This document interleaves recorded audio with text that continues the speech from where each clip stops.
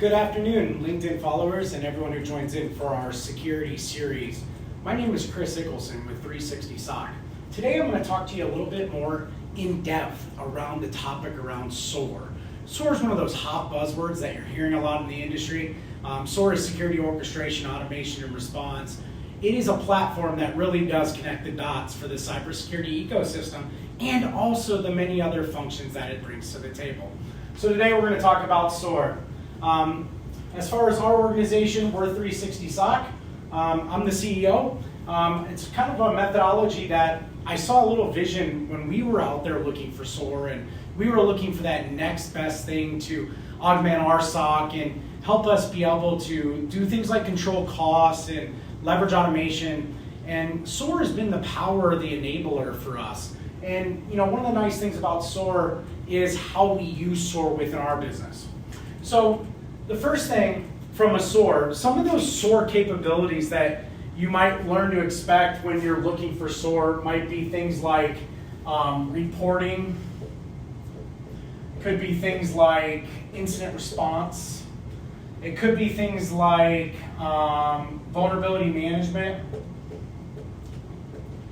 possibly it's ticketing system, ticketing and historical review.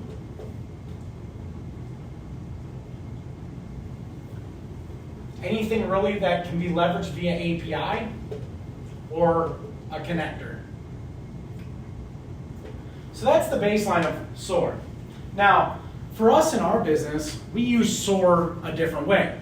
Since we're a managed detection and response firm, we also offer SOAR functionality to our customers within our MDR stack. So MDR with SOAR. What that looks like is this is fully managed. And it gives us the capability to do things like response, dedicated reporting,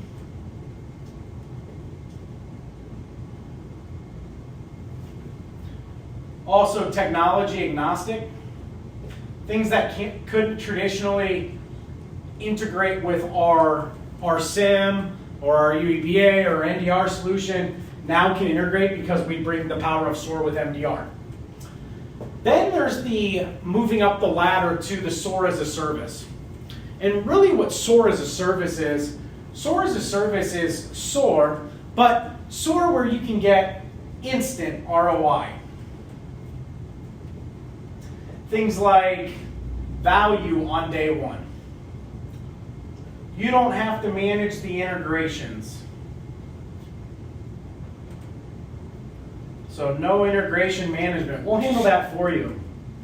We'll help you deploy it.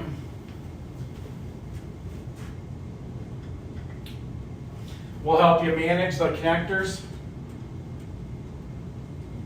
And we'll help you leverage consistently our playbooks from our SOC, from our MDR stack, within our SOAR as a service. So let's take that a little bit further. What are some of those examples or those SOAR use cases that you can expect when you're out there looking for SOAR? So some of those that you're looking for are multiple security technologies. So for example, customers that have things like firewall, EDR, maybe they have a SIM. So the use case is the ability to take all of this data, possibly some of it wouldn't integrate with the SIM. Maybe the EDR wouldn't integrate with the SIM. So it's another way of being able to pull in the data. So being able to do things like alerting, cross-functional alerting,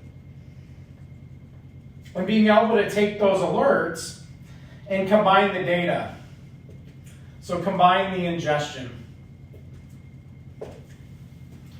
That's one of the things right off the bat that we saw the value in. We had customers that were leveraging RSA Now Witness. We had customers that were leveraging Alien Vault. We had customers leveraging QRadar. All these different platforms and then all these different endpoint solutions like the CrowdStrikes of the world, Cisco AMP.